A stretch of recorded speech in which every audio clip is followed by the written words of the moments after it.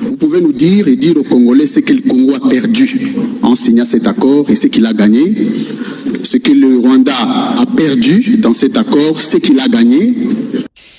Alors la première question, qu'est-ce que la RDC a perdu et qu'est-ce que la RDC a gagné, et idem pour le Rwanda. Écoutez, encore une fois, je ne voudrais pas verser dans des interprétations politiques comme...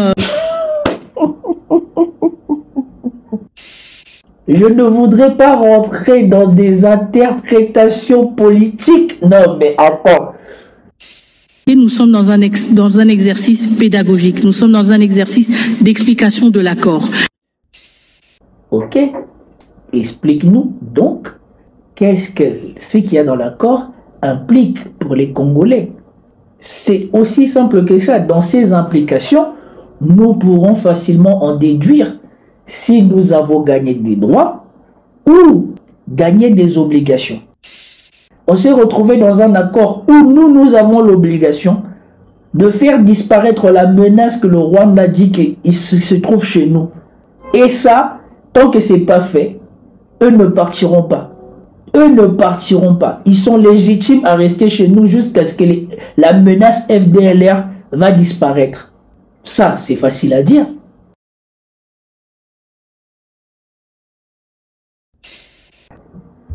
Je pense quand même que ce que nous avons gagné, et je veux me concentrer...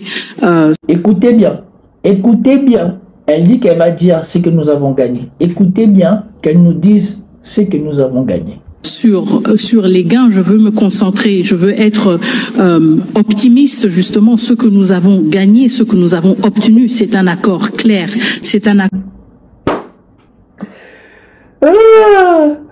Donc, qu'est-ce qu'il y a dans l'accord que nous avons gagné? Ce qu'il y a dans l'accord, c'est pas ce que nous avons gagné, c'est l'accord que nous avons gagné. Alors, l'intervention en question sur le Congo, c'est celle-ci. Vous avez vu les deux derniers lives, j'ai fait des analyses ou des critiques sur l'accord. Donc, sur le fait que l'accord n'est pas vraiment ce qu'on essaye de faire croire aux Congolais. Et bien que je ne sois pas au Congo, j'ai déjà reconnu que voilà, je suis content pour ceux qui subissent la guerre en direct. Parce que ceux-là ne sont pas comme nous, qui sont loin, ou ne sont pas comme les gens du gouvernement, qui aussi sont loin. Ceux qui vivent au quotidien la guerre, n'importe quelle accalmie est bon à prendre pour eux et on les comprend. Mais par contre, nous le reste, qui vivons loin de cela, qui avons la capacité de juger si cet espoir est un mensonge ou pas, nous n'avons pas le droit de nous contenter et d'être contents de ce qui a été fait. En tout cas, ça c'est mon avis. Et je vais vous dire encore une fois de plus pourquoi les faits me donnent raison. Dans ce passage, premièrement, nous allons regarder ce qui se passe et après nous allons écouter ou nous allons commenter ce qui s'est passé dans cet extrait. Et donc sans plus tarder, je vais mettre l'extrait en question et ensuite je la commenterai à la fin. Je la commenterai après. Cette intervention est en deux volets. Là c'est le volet où lui il parle et ça c'est pas très pertinent. Moi je vais le volet où on pose la question à Madame l'ambassadeur justement sur qu'est-ce que le Congo a gagné ou qu'est-ce que le Congo a perdu dans cet accord. On l'a, ça a été dur de trouver.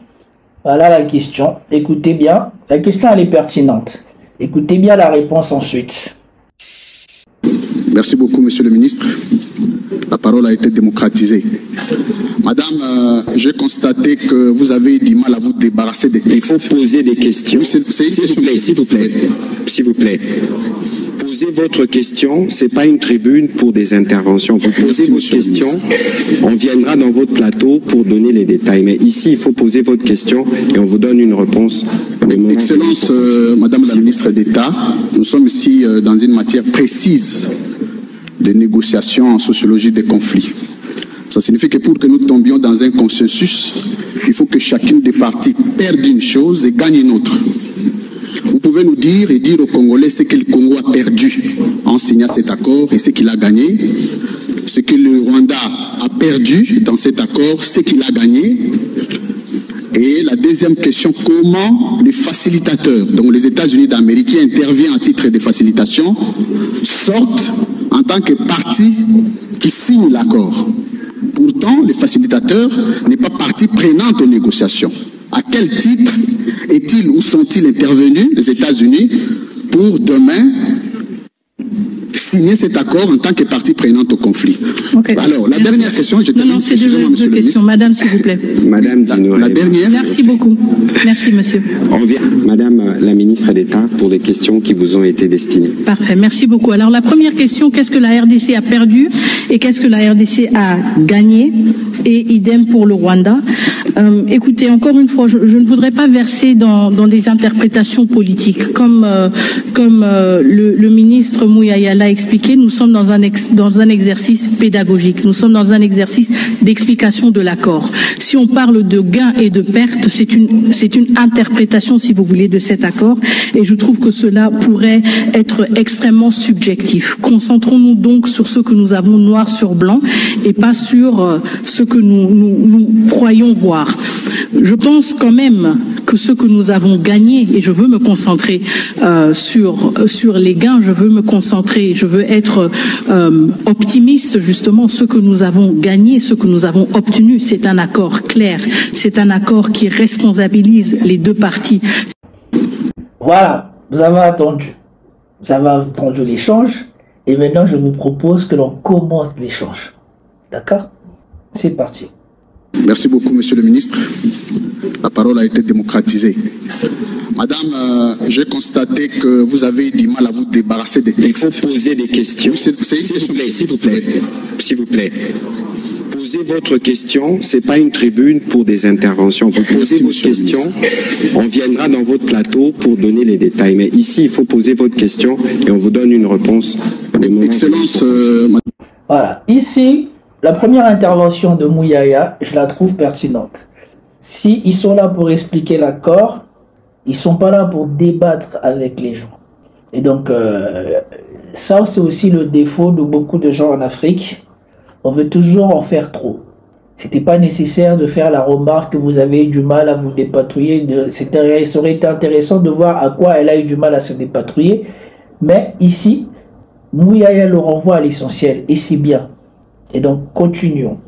Parce que c'est intéressant. Je pense que c'est un échange entre l'ambassadrice, le chargé de communication du gouvernement ou le ministre de la communication du gouvernement congolais et les journalistes. Parce que je ne crois pas qu'il y ait des civils là-dedans. Madame la ministre d'État, nous sommes ici dans une matière précise de négociations en sociologie des conflits.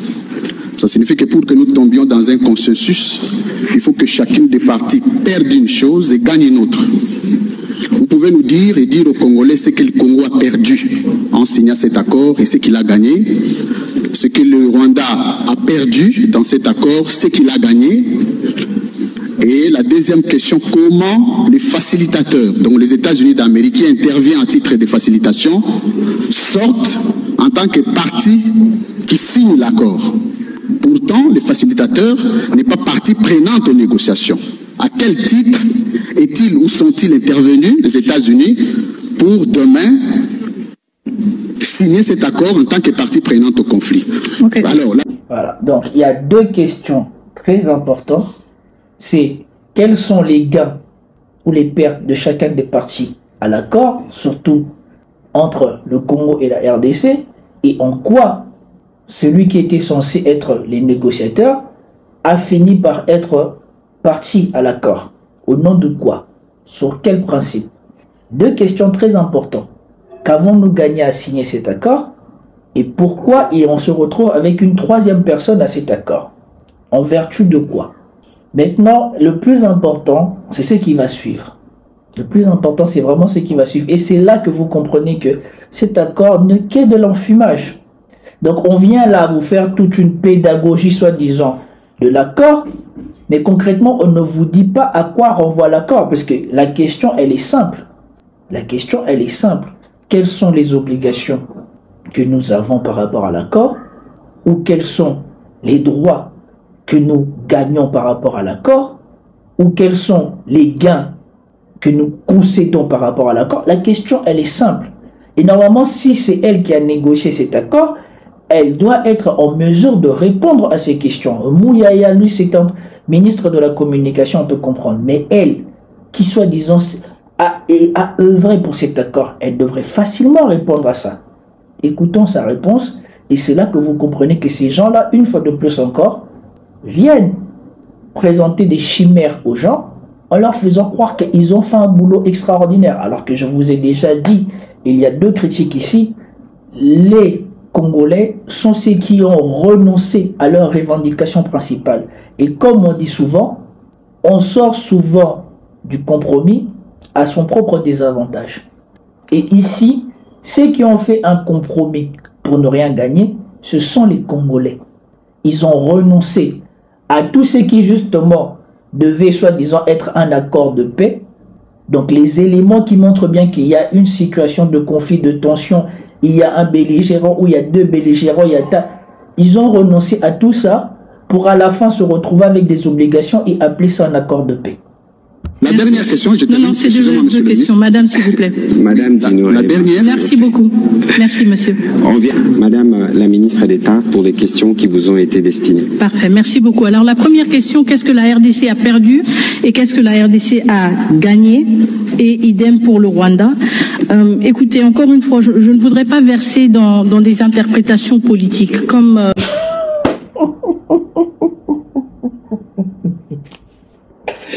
Ah Seigneur, quand je pensais que j'avais pas assez étudié à l'école pour pouvoir parler à ces genres de personnes, et aujourd'hui je vois tous les cinémas que ces gens qui sont en responsabilité font, et particulièrement en Afrique où nous avons besoin de vision claire, de responsabilité, de vrais leaders, je suis mort de rire.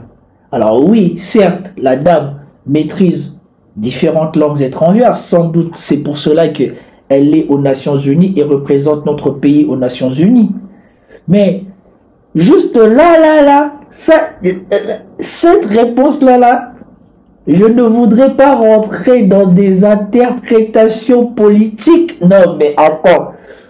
Et si tu te contentais de l'interprétation juridique, si tu te contentais, puisque c'est un accord, c'est une convention entre deux parties, si tu te contentais juste de dire quelles sont les choses auxquelles les gens ils se sont mis d'accord, qu'est-ce que ça implique juridiquement, pour voir s'il y a un gain ou une perte. Si tu te contentais juste de la vérité, ou même juste lire juste les choses qui sont écrites dedans, pour nous dire qu'est-ce qu'il y a dedans. Non, c'est incroyable. Le mensonge, c'est pas possible. Comme le ministre Mouyaya l'a expliqué, nous sommes dans un exercice pédagogique. Nous sommes dans un exercice d'explication de l'accord. Regardez-moi le contresens énorme. Je ne voudrais pas vous dire qu'est-ce qu'on a gagné ou qu'est-ce qu'on a perdu, puisque ça serait des interprétations politiques. Mais comme Mouyaya vous l'a dit, nous sommes dans un exercice pédagogique d'explication de l'accord. Ok? Explique-nous donc qu'est-ce que ce qu'il y a dans l'accord implique pour les Congolais. C'est aussi simple que ça. Dans ces implications, nous pourrons facilement en déduire si nous avons gagné des droits ou gagné des obligations. Ce qui est principalement ce à quoi le Congo s'est attelé à faire. Ils sont partis signer un accord qui étaient dans la position de victime, qui cherchaient à faire reconnaître qu'elle était agressée et qu'il y avait un agresseur. Et donc l'agresseur devrait se retrouver dans l'obligation par rapport à son agressé. Non, on s'est retrouvé dans un accord où nous avons l'obligation de faire disparaître la menace que le Rwanda dit qu'il se trouve chez nous. Et ça, tant que c'est pas fait, eux ne partiront pas. Eux ne partiront pas. Ils sont légitimes à rester chez nous jusqu'à ce que la menace FDLR va disparaître. Ça, c'est facile à dire. C'est incroyable. Si on parle de gains et de pertes, c'est une interprétation, si vous voulez, de cette... Hey, Depuis que je fais cet exercice, j'ai même peur maintenant d'aller au Congo. Parce que quand je sais les choses qui arrivent aux gens qui vont au Congo, j'ai même peur aujourd'hui d'aller au Congo. Parce que je me rends compte, à chaque fois que je m'intéresse à ce que font ces gens du gouvernement, je suis effaré par leur niveau. Je ne dirais, on va dire incompétence. Ils sont instruits. La plupart d'entre eux même sont allés plus loin que moi dans les études. Il y a des doctorants, il y a des je sais pas quoi. Ils sont pleins. Moi, je ne maîtrise à peine bien le français à cause de ma dyslexie, puisque récemment, je me rends compte des difficultés qu'a entraîné ma dyslexie, surtout que j'ai arrêté de travailler avec un orthophoniste depuis longtemps. Et donc, je cumule les défauts de ma dyslexie. Quand je vois ce que ces gens-là font, comment ces gens-là mentent, c'est juste, ça me dépasse. Être incapable, alors que tu as négocié, alors que tu es dans l'exercice où tu expliques le contrat, être incapable de dire en quoi le pays a gagné quelque chose ou non, ou de expliquer juridiquement qu'est-ce qu'il y a comme obligation ou droit qui découle de l'accord que tu as signé, c'est juste catastrophique. Et c'est en cela que je voulais revenir sur cette publication, parce que ça montre bien que ils ont menti sur tout ce qu'ils promettent par rapport à cet accord. Ils savent bien que dans cet accord, ils ont, pour des raisons populistes, de mensonges, parce qu'ils voulaient absolument avoir cet accord, et aussi peut-être aussi pour masquer leur incompétence, parce que ils sont incapables de battre le M23 sur le terrain, et donc ils ont voulu concéder des choses au Rwanda et au M23, parce que nous nous retrouvons avec l'obligation de devoir combattre les FDLR, sinon le Rwanda ne quitte pas chez nous. Nous nous retrouvons avec l'obligation future de devoir reprendre les agents de AFC M23 dans le rang du militaire. En plus, ils disent on va faire ça au cas par cas ou je sais pas quoi. L'armée elle-même n'a même pas d'argent pour être une véritable armée. C'est qui va mettre la commission en place pour étudier les cas des M23 au cas par cas pour savoir s'ils sont dignes ou pas de retourner dans l'armée française, dans l'armée congolaise? Est-ce que les FDLR, le Rwanda s'est engagé à étudier leur cas au cas par cas pour les récupérer dans l'appareil administratif ou gouvernemental rwandais? Le Rwanda ne s'est pas engagé à ça, mais nous avons pris cet engagement. Et en 3, nous avons pris l'engagement de faire du business sur nos minerais avec le Rwanda, avec un tribunal ad hoc qui sera composé d'un membre du Qatar, d'un membre américain, d'un membre de l'Union africaine, qui eux tous n'ont aucune obligation légale envers la RDC. Donc quand on va se faire barber par le Rwanda, ce seront eux, ces gens-là, qui déjà, plus ou moins, bossent déjà avec le Rwanda, puisque historiquement, c'est ces gens-là qui ont soutenu le Rwanda, qui vont venir trancher le litige entre la RDC et le Rwanda sur le futur business qu'il y aura sur les mines. La seule chose que la RDC a gagné, c'est que ils vont peut-être arrêter de tirer sur les gens. La RDC maintenant va devoir financer la traque des FDLR avec son argent. La RDC, alors que nous avons été perturbés, et en plus eux-mêmes ils le disent, hein, l'armée ne peut pas être réformée parce qu'elle a infiltré. Et maintenant, ces mêmes personnes du gouvernement ont été acceptées de reprendre dans l'armée des agents de la FCM 23 au cas par cas, par rapport à la future accord qui est en train de se négocier au Qatar, qui est lui-même allié du Rwanda. C'est juste incroyable de voir à quel point ils prennent des gens pour des idiots. Écoutons la suite. D'accord. Et je trouve que cela pourrait être extrêmement subjectif. Concentrons. Elle trouve que cela pourrait être subjectif. Donc elle est en train d'expliquer un contrat juridique, des obligations juridiques, mais elle trouve que expliquer ce qu'il y a dedans, ça va être subjectif. Surtout quand on sait comment on écrit ce type d'accord, comme s'il y a quelque chose de subjectif là-dedans. C'est des engagements et des obligations destinés à atteindre le but de cet accord. Et c'est pour ça le but de cet accord n'est pas la paix. Le but de cet accord est de mettre en place le cadre pour le prochain business que nous allons faire avec le Rwanda et les États-Unis. Et dans lequel nous-mêmes, nous offrons plus au Rwanda et aux États-Unis que nous ne gagnerons nous-mêmes. Nous donc sur ce que nous avons noir sur blanc et pas sur ce que nous croyons voir. Ce que nous avons noir sur blanc, c'est ce qu'elle a sur elle et qu'elle est incapable d'expliquer ou qu'elle ne veut pas expliquer. Ce que je vous ai dit là, c'est ce qui est noir sur blanc dans cet accord que je vous ai déjà lu ici la dernière fois. Je pense quand même que ce que nous avons gagné, et je veux me concentrer... Écoutez bien. Elle dit qu'elle va dire ce que nous avons gagné. Écoutez bien qu'elle nous dise ce que nous avons gagné. Sur les gains, je veux me concentrer, je veux être optimiste justement. Ce que nous avons gagné, ce que nous avons obtenu, c'est un accord clair. C'est un accord... Donc, qu'est-ce qu'il y a dans l'accord que nous avons gagné? Ce qu'il y a dans l'accord, c'est pas ce que nous avons gagné, c'est l'accord que nous avons gagné. Ah Seigneur! Ah Seigneur! Je ne sais même pas à quelle analogie je peux renvoyer ce qu'elle vient de dire ici. Donc, nous n'avons rien gagné à part avoir signé cet accord. Et c'est ce que je vous ai dit. Concrètement, nous n'avons rien gagné. Nous avons eu des obligations. Donc nous sommes perdants. Parce que le Rwanda, et à cause de la coupure, je n'ai pas eu le temps de vous le dire, le Rwanda n'est à aucun moment reconnu comme belligérant, agresseur, soutien des M23. Tout ça que le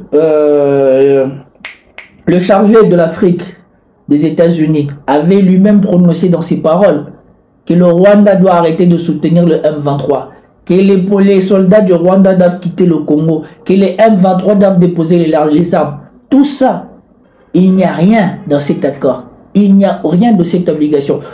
Trump lui-même, quelques jours avant cet accord, il a dit que le Rwanda est parti au Congo, a foutu le... J'allais dire un mot, j'allais dire Zbeul. Que le Rwanda est parti au Congo, a déstabilisé, a attaqué, tout ça. Il n'y a rien dans cet accord. Le Rwanda sort dans cet accord comme si elle n'a jamais agressé le Congo. Le Rwanda sort de cet accord en disant quoi? Nous sommes au Congo pour traquer les FDLR et nous acceptons de partir du Congo quand le Congo aura fini de traquer les FDLR et de nous les rendre et qu'on sortira qu'on n'est plus menacé. Voilà ce que nous avons gagné. Accord qui responsabilise les deux parties. Voilà. Donc maintenant, j'aimerais bien connaître votre sentiment par rapport à cet accord. S'il y a des Congolais ici, il n'y a pas de Congolais. Ce petit Qatar fait quoi partout où il y a du sang? Je comprends maintenant pourquoi Poutine avait menacé le... le Qatar fait du business avec le Rwanda, puisque le Rwanda est un fournisseur de minerais au Qatar. Donc, nous sommes les victimes du Rwanda, puisque nous n'avons pas mis en place une logistique assez importante pour pouvoir permettre la traçabilité et la vente et la réglementation de tout ce business de minerais. Chez nous, c'est l'anarchie qui profite aux gens qui savent, et donc les gens qui profitent de cette anarchie, eux, veulent que ça reste comme ça, parce que tant que ça reste comme ça, tant que c'est l'anarchie, et ils peuvent continuer à faire des concessions minières, des je ne sais pas quoi, comme on l'a déjà vu chez Alain Foucault, quand il était parti voir dans l'est du pays les mines, on ne comprenait pas qui les avait ouverts, comment ça s'était ouvert ou quoi que ce soit. Ils ne veulent pas réglementer le business des mines au Congo, puisque tout l'argent va aller dans les caisses de l'État, va être traçable et les gens ne pourront pas se servir. Donc, vaut mieux qu'il y ait le chaos, comme ça chacun fait son deal ou quoi que ce soit et gagne de l'argent dessus. Tandis qu'au Rwanda, qui n'a pas de mine, mais qui a réussi à rentrer en RDC, là-bas, par contre, on a mis un vrai business de traçabilité et tout ça, où tu peux venir acheter. La première cause du problème de la RDC, ce sont les Congolais eux-mêmes. La première cause de tout le mal qu'il y a en RDC, ce sont les Congolais eux-mêmes. Ne vous leurrez même pas. Ce n'est pas le Rwanda, ce sont les Congolais eux-mêmes. Et vous en avez la preuve. Vous avez la ministre ici, on lui pose des questions simples. Regardez comment elle essaye de faire des entourloupes. Pendant ce temps-là, le Rwanda, elle, a obtenu ce qu'elle voulait. Aucune responsabilité légale. Aucune reconnaissance de responsabilité d'agresseur de je ne sais pas quoi, ni de quoi que ce soit dans cet accord. Rien. En tout cas, je vous salue tous. Merci à tous de m'avoir accompagné et bonne journée à vous tous. Peace out.